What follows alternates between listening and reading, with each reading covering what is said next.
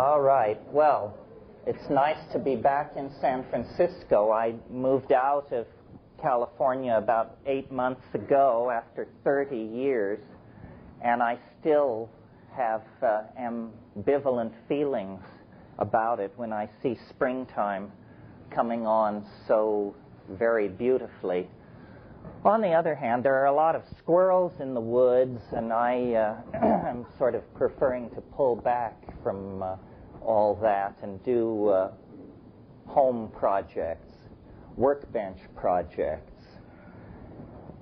I sort of think of these get-togethers. They happen periodically, cyclically, but unscheduled, as State of the Stone addresses, or an opportunity for the community to come together and everybody see who's here once again, who has survived, who's gotten out, so forth and so on.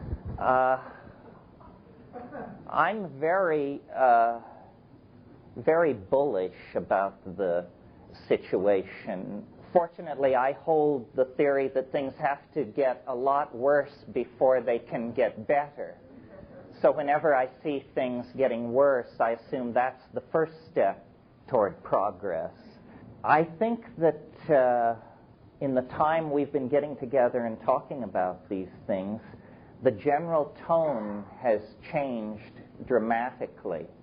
When I started talking about all of this, my audience was entirely my peers, old freaks. And many of you were 10 years old. And now the message has been out there for about 12 years that psychedelics actually represent an opportunity for healing, an opportunity to return to religion as it was practiced before the invention of the marketplace. And I'm very pleased as I go around meeting people and discussing this issue to see how much of the youth culture has become sensitive to the psychedelic issue. Because it really means that after 20, 30 years of unstinting distortion and misrepresentation by the media and some of the powers that be, that nevertheless the curiosity is intact, the opportunity is available, and people have not been fooled by the effort to denigrate, dumb down, sideline, water down, sell out, whitewash, and screw over the idea that psychedelic plants are an excellent and necessary part of any program of spiritual self-exploration. I'm not going to talk that much about this today because I think it would be preaching to the converted.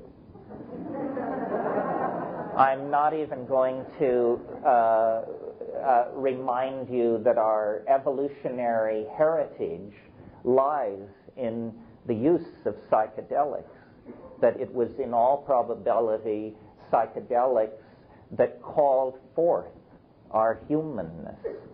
I've talked about this in numerous forums. It doesn't have to be particularly gone over today. Since this is a hometown crowd, since this is peer review, I would rather go to some of the stuff that plays more with more resistance in Des Moines and Cleveland and beta test it here. While there's still time to recant. San Francisco is an incredibly forgiving town. If you need to go somewhere and make a mistake, this is probably the place. Anyway, after I've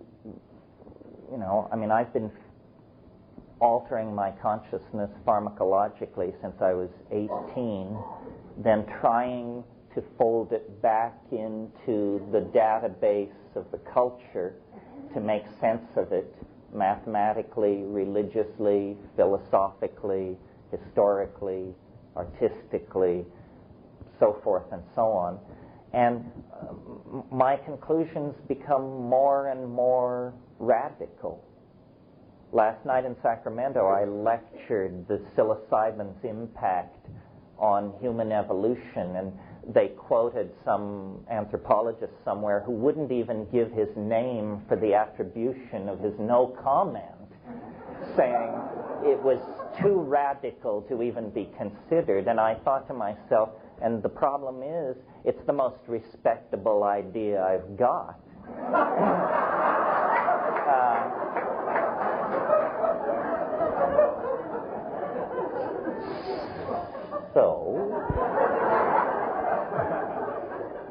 Having given that its run for its money last night, what I'll talk to you about today, and then later we can have a question period, and it can be free-ranging, and whatever your concerns can come to the fore.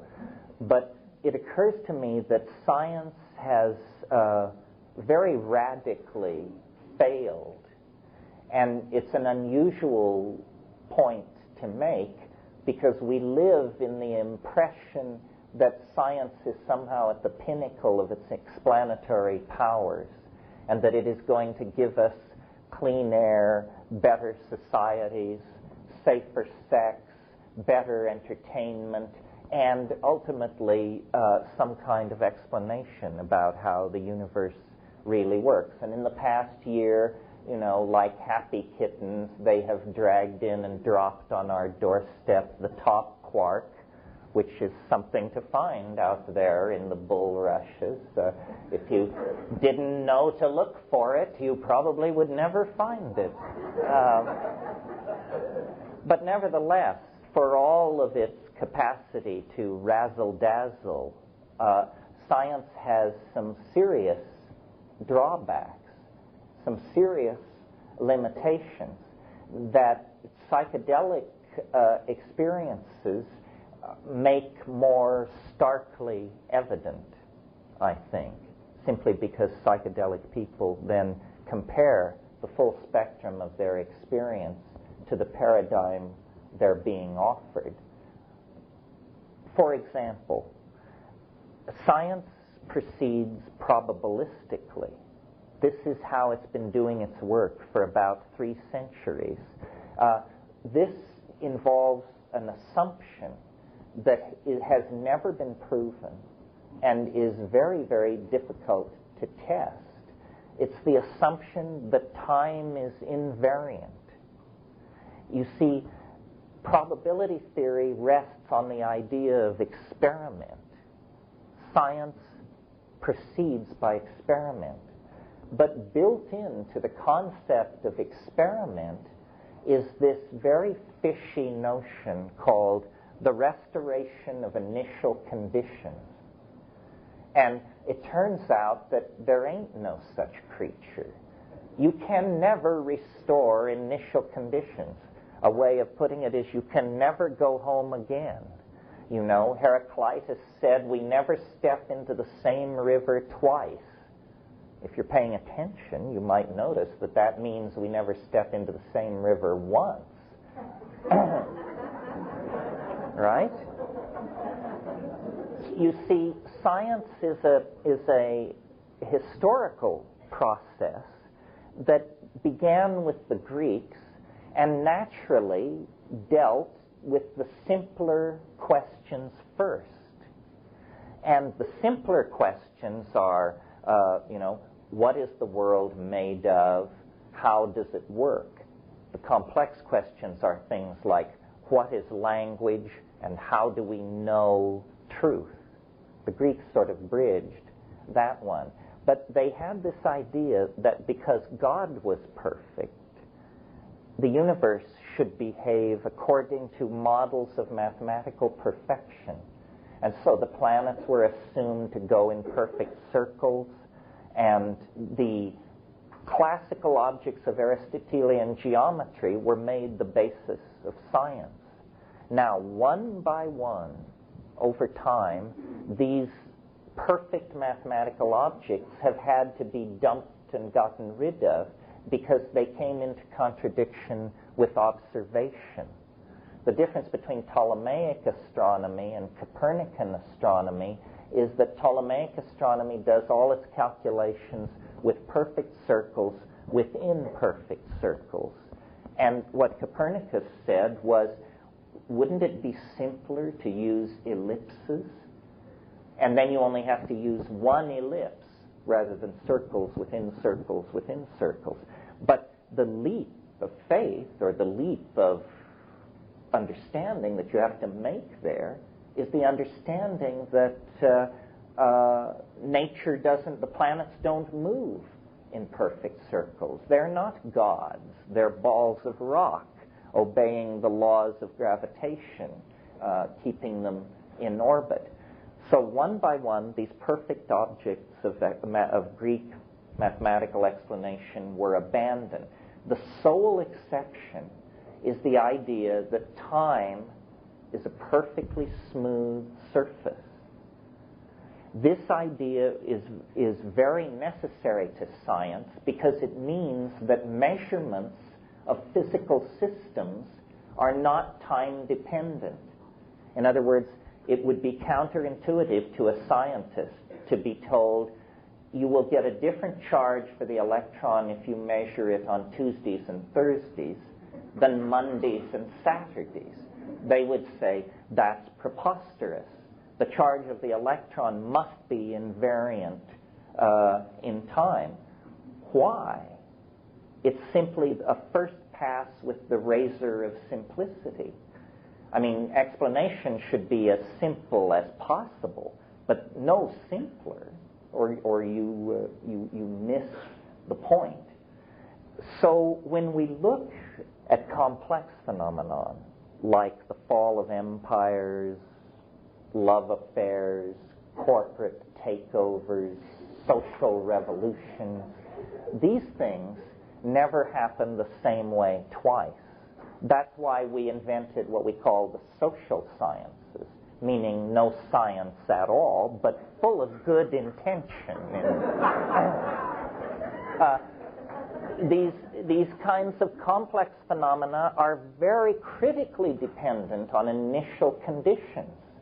You know, a love affair, between whom and whom, where, under what economic conditions, what were the religious preferences of the parties, and what did their parents think, and what did their children think?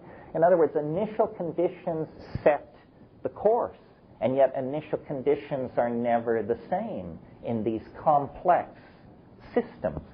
Science works very differently from ordinary perception. As you can see, if you walked around on the floor of this gathering, anomaly is highly prized here.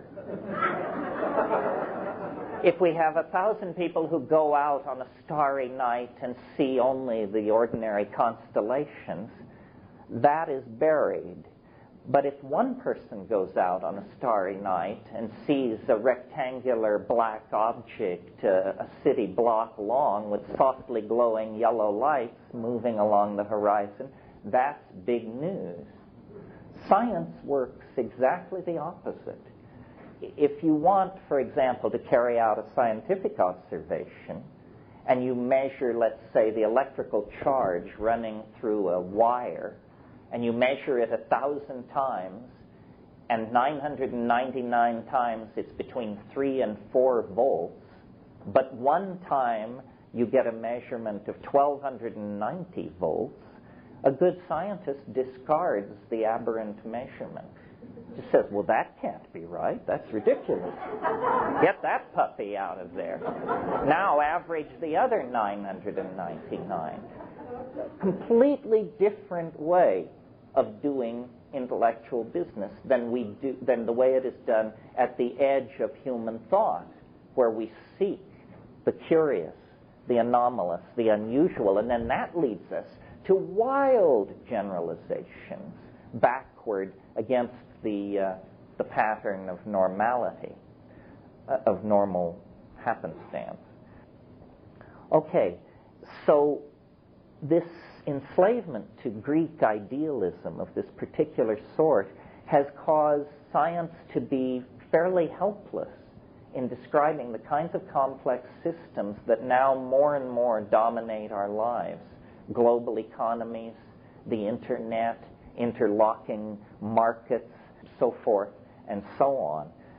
I want to suggest, it's a two-part suggestion, and this is the first part, that there is going to have to be a general revision of how science does its business if we want to actually extend the explanatory power of science into the domain of human social and intellectual complexity.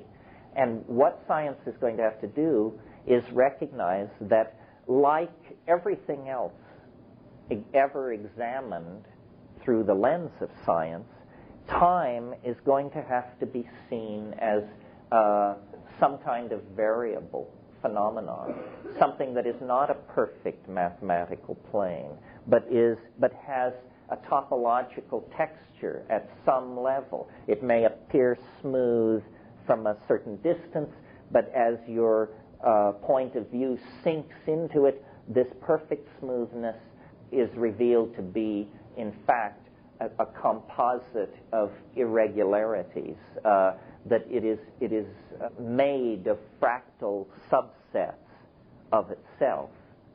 Now, science has led in this discovery of the fractal reordering of nature, but it hasn't extended it to time.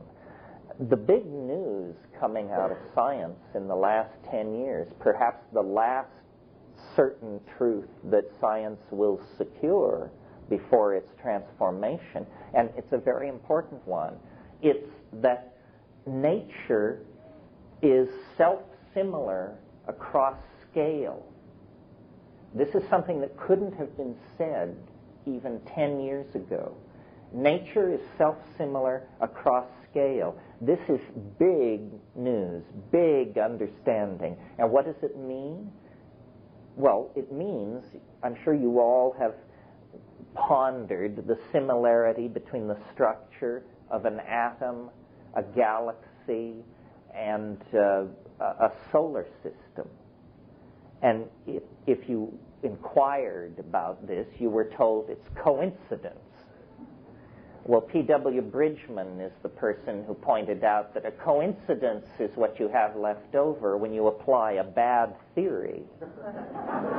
You see? So, until 10 years ago, when you asked this question, you would be told it's a coincidence. It's easy to make a scientific revolution. I can remember when I was about 9, going to my mother in a state of high excitement and saying, have you noticed that South America will fit against Africa like a puzzle piece? And then we looked into it and we were told, this is a coincidence. Well, it wasn't 10 years before continental drift made a revolution out of the earth sciences by doing what? By recognizing what an 8-year-old child could point out, that Africa and South America were obviously once joined together. You don't have to be a rocket scientist to see this. You just have to have some experience with crossword puzzles and an open mind. So nature is self-similar across scales. That means that an atom is like a galaxy, is like a solar system, but it means more than that. It means that we can extrapolate toward cosmic processes by thinking about our own lives. Because our own lives are a tiny fractal piece of data that is part of a much larger, integrated, modular hierarchy that we now realize will have the same architectonic as our own immediate experience, except it will be expressed on a much larger scale. So that's the first and simplest part of this suggestion for a reformation of science. that I want to propose. First of all, that this fractal principle be more clearly enunciated and understood. Everybody is talking about fractals, but it took Ralph Abraham to get it down to a bumper sticker for me. And it is. Nature is self-similar across scales. Companies explode the same way economies explode, the same way the biota of a continent explode. Processes are always similar, but only differ in scale. And what that means then is that our most immediate datum of experience, which is the feeling of being in a body, alive and feeling, can be extrapolated and mapped on to larger and smaller processes in the universe to give not only a sentient universe, a living universe, a dynamic universe, a universe with purpose, but it also gives us a universe with a very interesting set of closure properties that are different from the ones we learned from science. The thing about science and its cosmology is that it makes us irrelevant.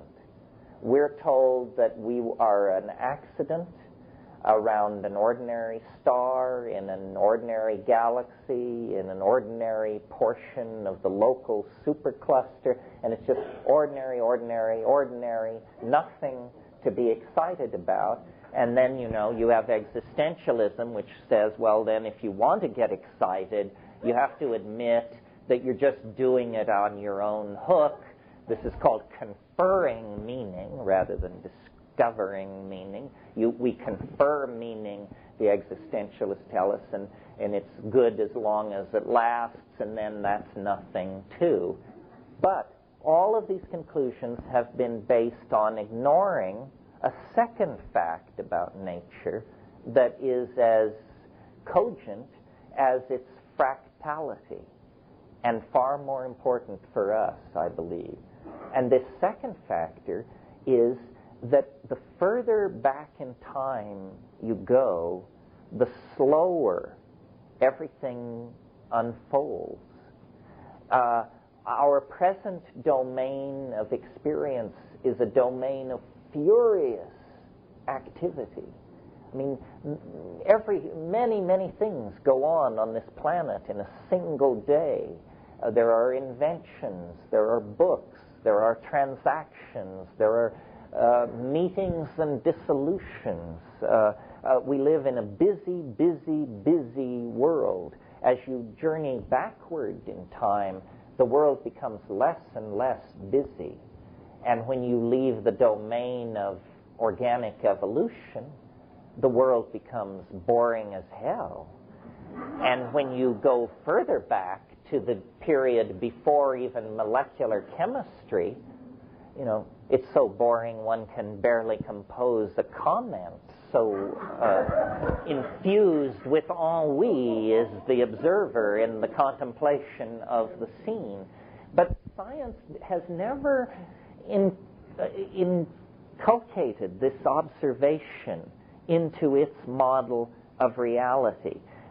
We're told time is invariant. Therefore, this notion of speeding up or of complexity in some parts of time and not in others, it must be an artifact of observation. It must be an illusion or a mistake. It isn't real. But I maintain it is one of the most persistent facts about reality. And I've spoken of it here in terms of things get simpler as you go backward in time. We could stand that on its head and point out that things get more complex as you move forward in time. And that means that this moment is the most complex moment the universe has ever known, at least the local universe. That means, in a way, if the universe started at the Big Bang, it ends right here, right now. what I call local now, because the rest of time has not yet undergone the formality of occurring. So here we are, the inheritors of the Big Bang, standing in the ultra-complex local now. Now, what do I mean by complex? Well, on the platform of cellular evolution arose higher animals, complex ecosystems. On the platform of that arose early human culture. Upon that platform rose late human culture, including ourselves, including technology. My point here that I want to try to sell you on is that nature is a novelty-conserving engine of some sort, that far from being a random process driven toward entropy by the second law of thermodynamics, nature is a process of complexification, that whenever this process is dealt a blow, it immediately sets out to recover and surpass whatever previous level of complexification it had attained. Well, now, the important thing about this, other than just its intrinsic importance for people doing philosophy, is that it holds out the possibility of a theory of ethics, because we are the most complex phenomenon that we know of on this planet. Now, there you may edge forward in your seat, ready to spring forward with some objection, but give me a moment here. Complexity is a tricky concept to define, first of all, to define mathematically or any other way. Norbert Wiener and some of those people spent some time on this. But intuitively, I think it's a pretty straightforward concept. The way I define complexity is density of connections. If point A has 16 connecting points, it is less complex than point B with 32 connecting points. That seems fairly clear. You would have an uphill battle to argue against that. Some weasel might, but who knows? I mean, hell, you can't get consensus on what time it is. But if nature is a novelty-conserving engine, if that's what nature treasures, then we are not the chance witnesses of an existential universe. We are, in fact, all God's children in some sense. In other words, we represent the quintessent gathering together of novelty. We are more than mere matter. We are more than mere biology.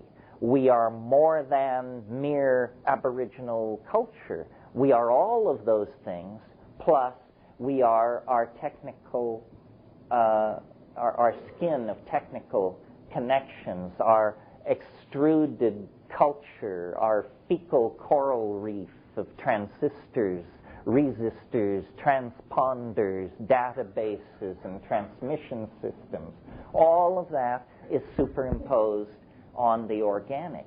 So suddenly, this message that has been relatively ignored by secular intellectuals for 500 years, the message of our importance in the divine plan gets a real leg up.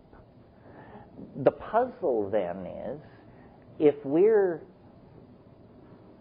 the part of the universe where value has come to rest in the process of compressing complexity, then why is it that in practical terms we seem like a loaded gun held at the head of the planet?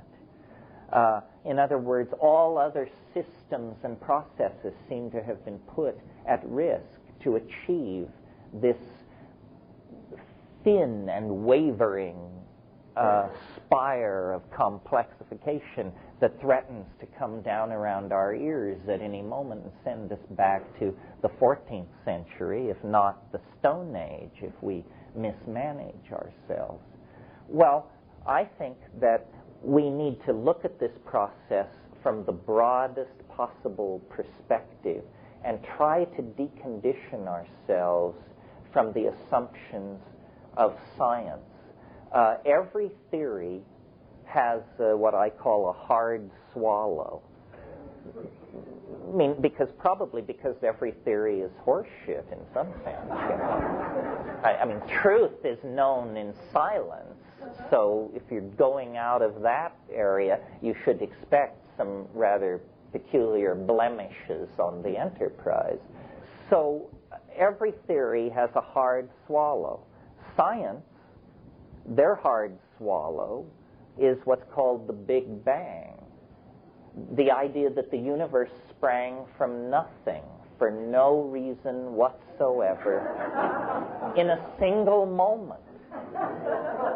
So notice that whether you find that persuasive or not, it is the limit test for credulity. Do you understand what I mean? I mean, if you will believe that, what would you dig in your heels on? I mean, if you would believe that, then my family has a bridge over the Hudson River that we are willing to let go for a song, and you could really get in on something good there. The Big Bang is completely improbable. Utterly improbable. It is the most improbable of all improbabilities. So just remember that when the fascism of science is telling you that astrologers don't know what they're talking about and somebody else doesn't know what they're talking about. I mean, science has built a house of cards on worse than sand, quicksand.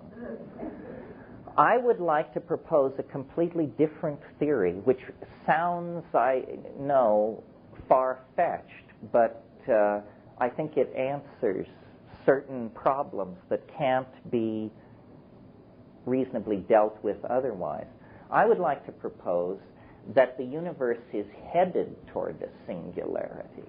Not that it was born in a singularity and has been blasted outward with the unraveling of the laws of physics ever since, but rather the idea that the universe is not a purposeless explosion running down into entropy, but in fact the universe is some kind of process that is running along fairly well-defined runnels, or what the British biologist C.H. Waddington called creodes.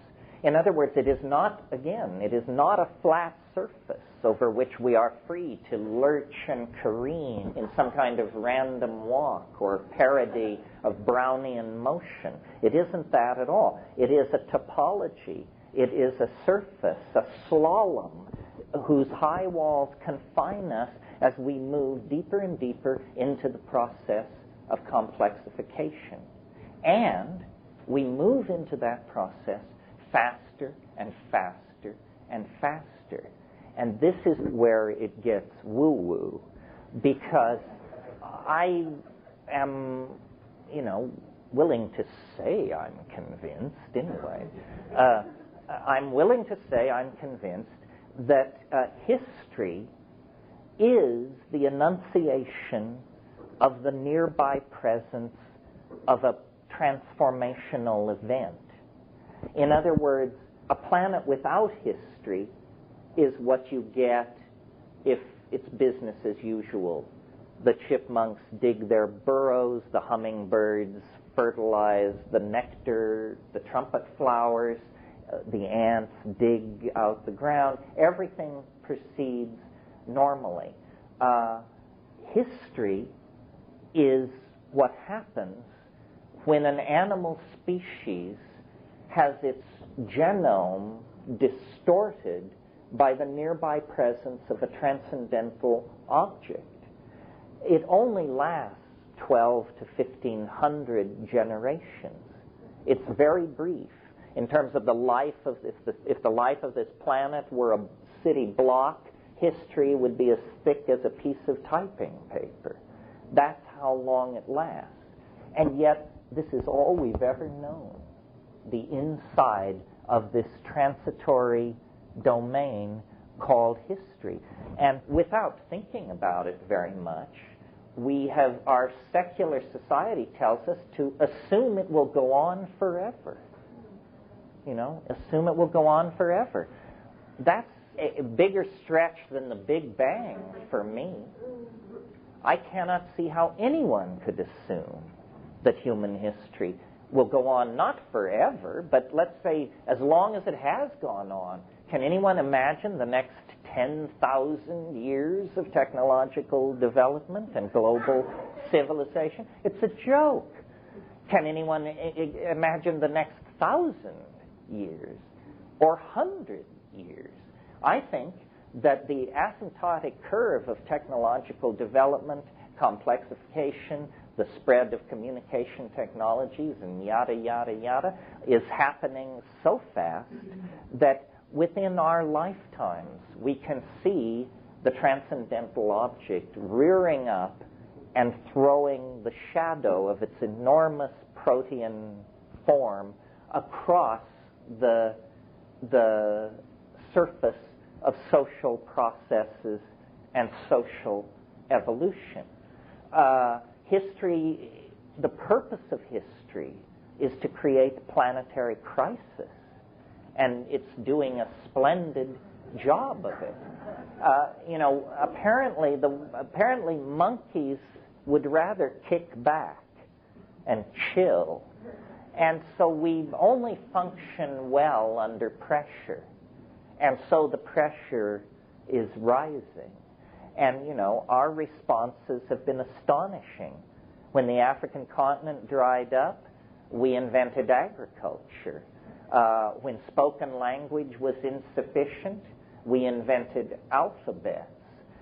When they were insufficient, we invented mathematical modeling. When the complexity of the world exceeded our mathematical models, we built computational machinery to expand the power of our mathematical tools. We seem to function well under pressure, and now we are coming under pressure. Not this. This is not pressure. This is the long garden party before pressure, when people can still, worry about whether they're getting enough antioxidants and so forth and so on. Not to gore anyone's particular ox. I'm as concerned about antioxidants as the next person. But I think that for a very long time, maybe, I don't know, pick a number, but let's say 50,000 years, at least since language, shamans or users of hallucinogenic plants have had what Wordsworth called intimations of immortality. That aside from everything else which crowds the shamanic mind space, there is this view along the forward vector of time to this brilliant, boundary-dissolving light that seems to throw its influence across all processes that preceded. And religions, great religions that involve the faiths of hundreds of millions of people, are intimations of this transcendental object at the end of time. And they all get it wrong, of course. They get it wrong because it is always filtered through the vicissitudes of the historical moment and the political needs of those who are telling the tale. But if you take all of these things not as God's revealed truth, but more as God's image in the funhouse mirror of bent ideology, you can sort of extract out of all these images a sense of what the transcendental reality must be like. And I think, recurring to the idea that we are fractally organized, that we are microcosms of the larger structure of the universe, then I think in the natural phenomenon of orgasm and in the, how would you put it, the human-plant interaction occasioned by psychedelics, so orgasm and the psychedelic experience, we actually, in fractal form, anticipate this boundary-dissolving conclusion to the historical process. I mean, that's why Eros is like a compass of hope. Why everybody says, after the hortatory political breast beating and all of that, everyone knows that what we really need is love, that without that, it won't work. With that, the political, social, intellectual, and technological details will probably take care of themselves. But love, in the heart of a monkey, which is what we are, is an effort to image this transcendental thing at the end of time. I mean, to love is to open to the presence of the other. And that's a very, very profound boundary dissolution. Ultimately, at death, I think probably the only way you can meet death fully in command of your faculties is to love it, to surrender to it. Well, we each can make whatever peace we can or cannot make with our own death, but we get much more agitated when we contemplate the death of the species or the death of the planet, because that seems to involve such higher stakes, such greater loss. What I observe in nature is nature is a very high-stakes gambler. Nature is like the good shepherd in the gospel story. I mean, she will leave the 99 to save the one that is lost. Her interest in complexity and her willingness to allow it to adumbrate in ourselves to such excruciating levels is basically a willingness to put every gray whale, dandelion, parakeet, and spotted owl on notice that the human enterprise is somehow an acceptable risk for them to endure. And I think that the way psychedelics play into all of this is they, by being boundary dissolving, by being deconditioning agents, they strip from your eyes this downer trip that we have inherited out of a scientific model of reality. We are not lost in a mute, uncaring, purposeless universe. How anybody could ever suppose this? It takes an extraordinary power of the denial of simple observation to come to this conclusion. Nevertheless, this is what modern science tells us. If this isn't obvious to you, then you probably need to do 5 grams in silent darkness on an empty stomach and just weigh the various ideas that are being peddled in the intellectual marketplace. Big Bang, God's love, transcendental object at the end of history. It's a small number of items on the menu. Most of these items on the menu are simply ideologies. None, except for psychedelics, I would submit, are an experience, a direct experience. And this is what gives it a leg up. It's not an appeal to reason.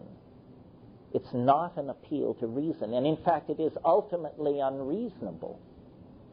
Tertullian, when he was asked about the resurrection, they said, why do you believe in this? It's so stupid. And he said, credo te absurdum. I believe it because it is absurd. I believe it because it is absurd. This is a thoroughly modern sentiment. If the rest of the fathers of the early church had been as hip as that statement, we wouldn't have come away with original sin and the virgin birth. I believe that there is very little time left, that history is the enunciation of human morphogenetic transformation that is under the control of the largest control structures in the planetary ecology. In other words, it's not up to Bill Clinton or Skink Gingrich or any of these reptiles. It is not a matter of human decision. It is built into the dynamics of the planet. And consequently, all this Western breast-beating and blame-taking about what we did and how we fucked up and all this is a bunch of nonsense. Nobody screwed up. You have to have an enormous sense of your own self-importance to believe that you got away from the control of nature and against her wishes were able to set the planet up for Armageddon. I mean, it's such a typical Western fantasy of freedom and opportunity to do evil. History is not evil. It's misguided and messy and very redundant and iterative, but it isn't evil. For some reason, 12, 10, 15,000 years ago, the human family divided into two camps. The sacred, ritual, eternal, shamanic style of existence, which lived lightly on the land and was tribal and non-technologically based, and our style, which was a style of conquest and denial, virtual reality building. I mean, now this is thought to be the technological edge, but the earliest technology for virtual reality implementation was language, followed quickly by the hard wiring we call urbanization. Once you have an urban setting, you are walking around inside a virtual reality. This is an ideology that has been turned into matter. It's as virtual as anything could possibly be. There is nothing new about setting up symbols and taking them for truth. I mean, this seems to be our unique curse, as it were. What the psychedelics do is decondition us from all the media-induced ratios of perception and value systems, and then you just see that culture is just some story that a bunch of people got together. All culture. Doesn't matter whether you're rainforest pygmies or, Japanese bankers or whoever you are. Your story is just some story that, has a certain amount of drama, a certain amount of self-congratulation, a certain amount of risk, and it keeps thought away, that story. But if we dissolve our cultural story, then we discover, what it is that we've been ignoring for 20,000 years, which is the nature of nature, that it preserves novelty, that it is an engine for the production of complexity, that this complexity extends from the abiotic realm into the biotic, into the cultural, into the technological, seamlessly, with no ontological break or transformation. Shamans have a number of abilities which are thought to indicate their special status. They can predict the weather. They can tell where the game has gone. They are very adept at seeing into little social hassles, like who's sleeping with whom that they shouldn't be, or who stole the chicken. And then, most importantly, shamans can cure, or, to put it slightly more cynically, shamans have an incredible ability to choose clients that get well. Well, which is not to knock them. I mean, any doctor will tell you this is part of being a good doctor. So, if you analyze these abilities, you see that they go from being miraculous and mysterious to being trivial and straightforward if you assume that the shamans can see forward into time in a way that ordinary people can't. Well, then where the game went, next week's weather, who's sleeping with who, and who will get well, become trivial. No big deal. And so the charge that shamans are tricksters is in a sense true, except that the trick is not an illusion. It's a real trick. They really can project their consciousness into hyperspace. And thinking about this and thinking about the psychedelic experience, I think this is a partial clue to how to unravel our dilemma in being. Because, here's an analogy from chemistry. You've all probably took chemistry in high school. You know how sulfur has two melting points. Sulfur we think of as a yellow powder. But put it in a spoon and heat it, and it will turn to a black liquid. Keep heating it, and that black liquid will turn to a black solid.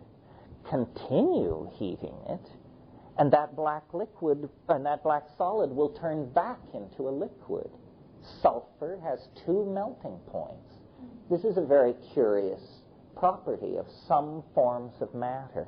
It seems to me it suggests an analogy about our own consciousness, which is consciousness is a kind of omnidirectional threat detection and assessment system that a very paranoid and small monkey put in place in a grassland environment frequented by very large hunting cats.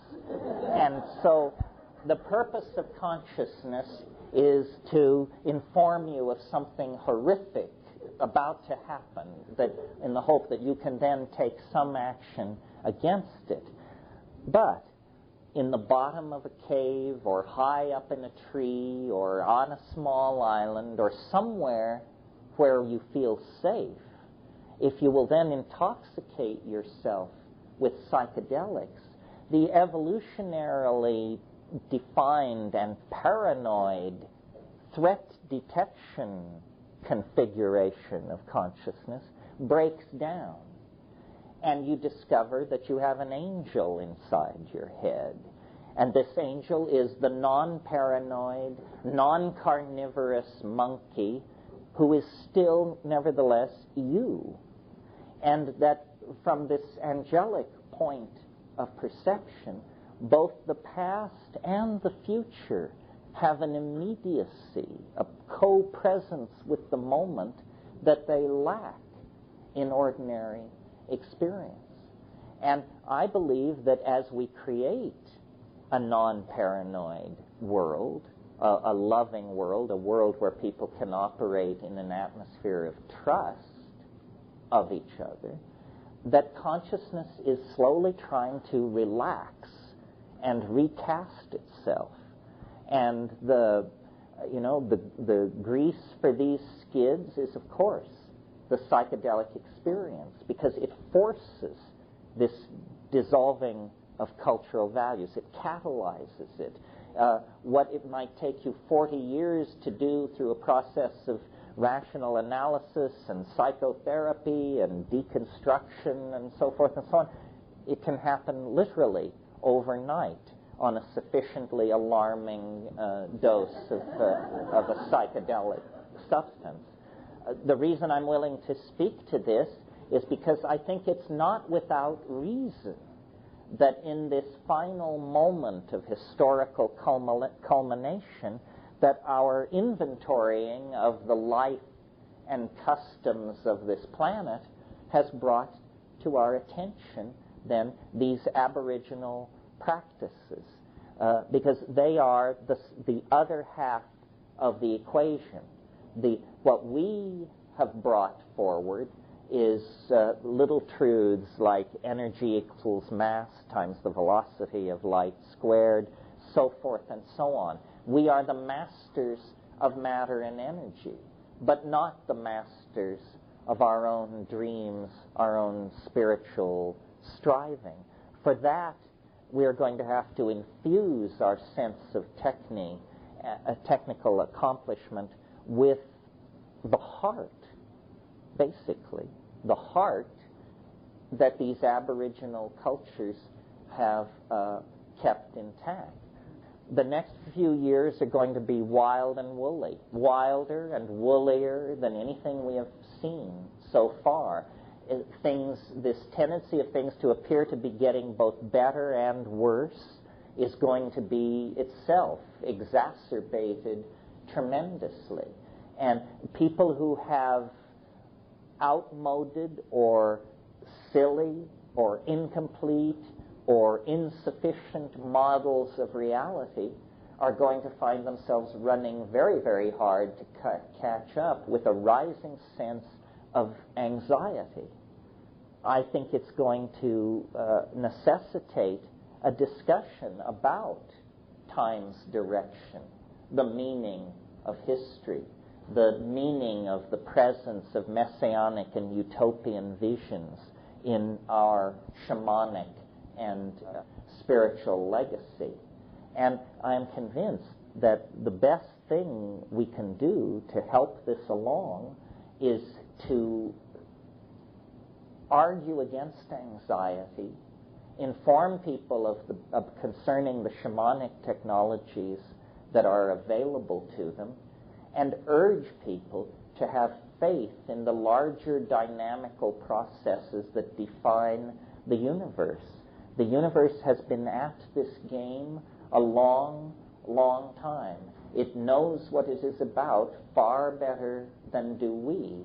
And if we wish to align ourselves with cosmic purpose, we have to find out what it is. And to find out what it is, we have to go outside of our cultural values and our programming. And we are not, fortunately, without helpers, without aids. The plants have always been there. They are the repositories of this transforming gnosis. And if we avail ourselves of it, we can overcome the dis-ease of culture and begin to function for each other as we should, which is as nodes of transformative information and domains of permission, surrender, and affirmation that recover the real meaning of humanness that history has tended to mitigate and betray. That's what I have to say this afternoon. It's 10 after 4. Thank you, and I'll do questions. So, questions? Sure. The question is about ayahuasca and its ability to heal the body and the mind. In a way, the question is just a continuation of what we've been talking about, because ayahuasca is one of these Aboriginal hallucinogens that has arrived on the menu of Western culture right when we need it.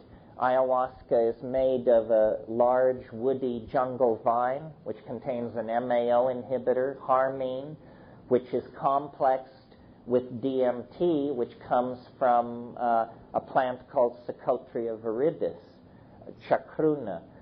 And these two plants are mixed together and boiled, and the solid fraction is eventually discarded, and the boiled fraction is concentrated tremendously, and then you get a liquid that is the equivalent of a slow-release DMT trip.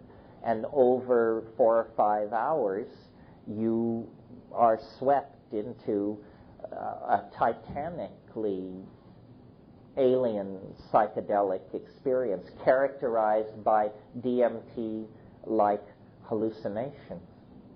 Yeah, good question. Interesting question. The question is, harmine and harmaline, what's the difference? Well, both are beta-carbolines. Harmine occurs in ayahuasca. Harmine is harder to take than harmaline.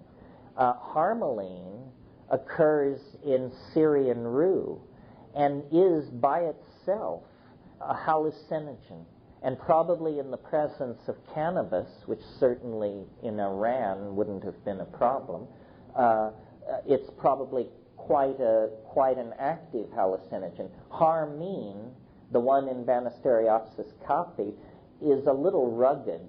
If you actually reach hallucinatory level on it, you're fairly close to toxicity.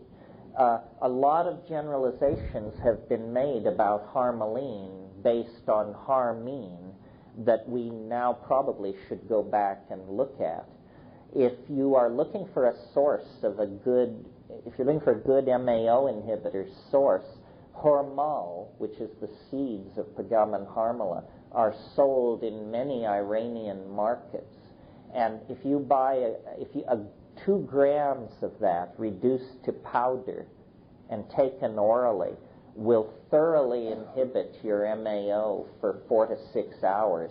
And if you then add a tryptamine, it will not metabolize away, and you'll have a psychedelic experience of some sort. A lot of people are doing this. There's a whole movement, I don't know if you're aware, about ayahuasca analogs. In other words, finding local plants in your environment that contain MAO inhibitors and DMT, so that instead of going to the Amazon and spreading cultural death, you can, in the confines of your own kitchen, cook up a kind of ayahuasca-like thing. A lot of people are experimenting with this. There have been a few tummy aches. No, we haven't lost anybody.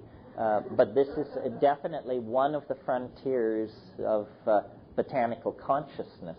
While I'm on the subject, let me, just in the interest of stirring the pot, so to speak, call your attention to, there is a new psychedelic that has been discovered that is, I believe, very destined to play a role in our future, and that is Salvia divinorum, this Mexican mint, which has a compound, it's either an isoquinoline or a sesquiterpene, not an alkaloid, that is active at the 1 milligram level. That's astonishingly intense. That's big news in pharmacology. LSD is active at 500 micrograms. That's 0.5 milligram. But LSD is a hybrid of the laboratory. This new compound called alpha salvinorine or salvinorine alpha occurs in this Mexican plant, Salvia divinorum, in quite robust amounts. I mean, it's well worth your while to extract it. It's worth your while to chew it. It's worth your while to smoke it. And, you know, the reports about this substance are pretty exciting. Even DMT test pilots come back white-knuckled from this one. As far as contraindications, you should know some people lose consciousness and get up and move around even though they're loaded.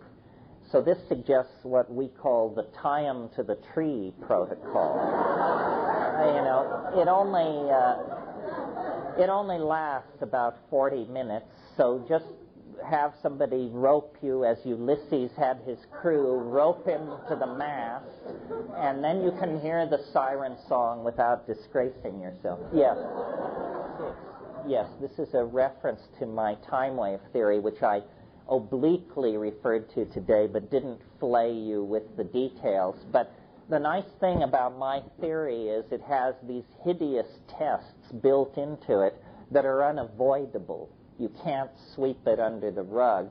And one of the tests is that the theory predicts that next year, beginning around, I believe, the end of February and on through till December, is going to be, without contest, the most dramatic plunge into novelty so far in our lifetimes. And so it has to outdo the fall of the Soviet Union. It has to even outdo Ross Perot's announcing for the presidency. There are giants that it must surpass. So I will be either here crowing a year from now, or it'll be very hard to get calls through to me as I'll be in seclusion. Yeah. You're describing consciousness of our consciousness as being in need of a lack of individuation. Well, it's the issue between individuation and ego. And I think your question implies a confusion of the two. I mean, we glory in our individuality, our uniqueness, our specialness. But the ego is something else. The ego is something which seeks to actually empower itself at the expense of other people. And so, there has to be a trade-off. I think the glory of Western civilization is our empowering of our uniqueness, the unique artistic vision, the unique scientific vision. The appalling thing about Western civilization is how we have, taken the worst aspects of dominator society and institutionalized it, and then passed laws which make it almost impossible to overturn it. So I'm not preaching any form of anthill, fascist or communist or otherwise, but I do think, that we over-identify ourselves with things. We over-identify our happiness with objects. One of the great things about psychedelics that is so corrosive to capitalistic values is that psychedelics show you that the best stuff is in your own head. Better than walking down Madison Avenue looking in the windows is sitting in your shabby apartment on 6 dried grams looking in the windows. When you talk about a transcendental object, the thing that occurs to me is, this gets back to some other things you say about hypercognition or a hypercognitive object. If you go into certain states, you can see sort of like hologramic visions where your consciousness is not mediated by senses, but you're perceiving things that have holographic qualities. Could you talk about hypercognition and what the experience the shaman will sometimes have in perceiving hypercognitive beings, things like that? Well, obviously the world arrives at the surface of your skin as one thing, and then it enters into perceptual channels of distinction. The eyes bring you some data, the ears bring you data, and the idea is that within the brain all these channels are supposed to be recombined to give you the original input. And apparently this is a culturally defined undertaking. In other words, when you think you're thinking the way people have always thought. But in fact, how people think is very much dependent on media and informational biases in the society in which they were raised. I believe most Western people hear themselves think. In other words, they hear the equivalent of a voice speaking in their head, and it speaks their thoughts. When you smoke halfway decent pot or take psychedelics or something like that, you become aware that the processing of incoming audio data shifts slightly toward the visual, and you see what people mean, or their speech seems more colorful. It seems to convey more. And I think whether we process incoming speech by the ear or by the eye internally is a cultural piece of cultural conditioning, and that in fact we are in the act of changing over. That, this generation of young people who are always dissed as illiterate are in fact print illiterate, but they know more about electronic literacy than the people who are knocking them, and their bias is primarily toward the eye rather than the ear. That's why what we really have are two cultures talking past each other. And I think that psychedelics sort of strip out culturally conditioned styles of sensory processing, and that what we call hallucinations are nothing more than our thoughts beheld to some degree, and that we're not used to beholding our thoughts. We're used to hearing our thoughts. Yeah. The question is, talk about time speeding up. Maybe we're experiencing the rapture right now. Well, in a sense, that's what I was hinting at. History is a very low-volume version of the rapture. And the 20th century is a slightly higher volume of the rapture. And, the year preceding concrescence will be yet more like the rapture, and the minutes preceding concrescence, probably hell, it will be the rapture. The universe is seeking some kind of completion at a very, very rapid state, and clearly technology is now what is driving it. For a long time it was driven by chemistry, and then 1.3 billion years ago it began to be driven by genetics. Biology became the carrier of change on this planet. 20,000 years ago, it moved into what some people call the epigenetic domain. That means change not in the genes. Writing is an epigenetic behavior. Language is an epigenetic behavior. Painting, dance, language, possibly borderline. Quasi-genetic, quasi-epigenetic, as Chomsky implied. The thing that we're not coming to terms with, because it's almost literally, it's unthinkable, is that history is a birthing process.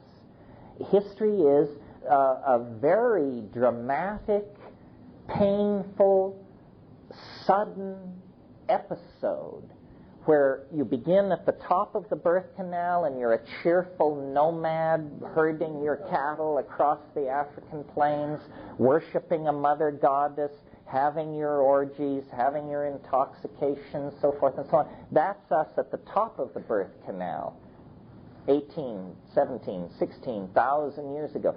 Now, we are at the narrow neck, and we feel like we're being squeezed to death, suffocated. There is not enough water, there is not enough air, there is only pressure, pressure, pressure, pressure, pressure. And how, in this moment of cumulative global crisis, can we imagine that this is simply a passage to a wider domain of being, as different from the world we have known as this world is from the amniotic oceans of the womb. But humanness survives. humanness is fully present in the womb, fully present in the world, makes the transition through the narrow neck of the birth canal, and we will make the transition, I am confident, through the narrow neck of modern history and into this wider post-historical domain. How much of our foolishness, our religions, our prejudices, our habits we will be able to take with us into that new domain, we don't know. We'll be lucky if we get to keep the body, and I'm for that.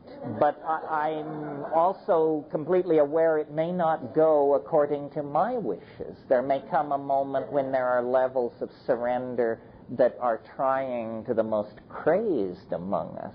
But nature is clearly now in the third and final act of her love affair with complexity. And our cultures, our technologies now have such a momentum for the production of this kind of complexity that political decisions hardly matter anymore. That's become a sideshow, and driven by money and scientific understanding, technology has taken the lead.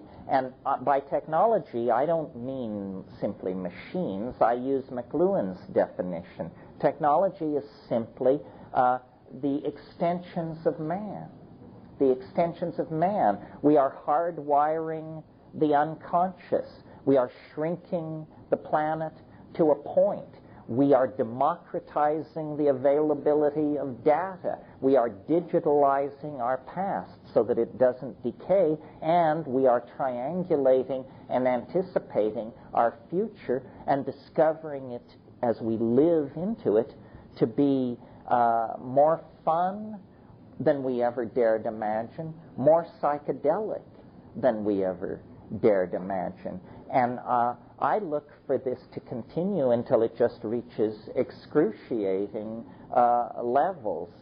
You put it very well. We are in the shadow of the rapture that is the end of history.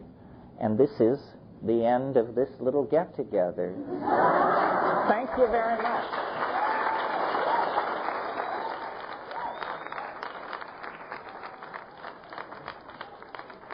There are tapes of many of my past lectures available from Sound Photosynthesis. They are the best source of this material. See you next time.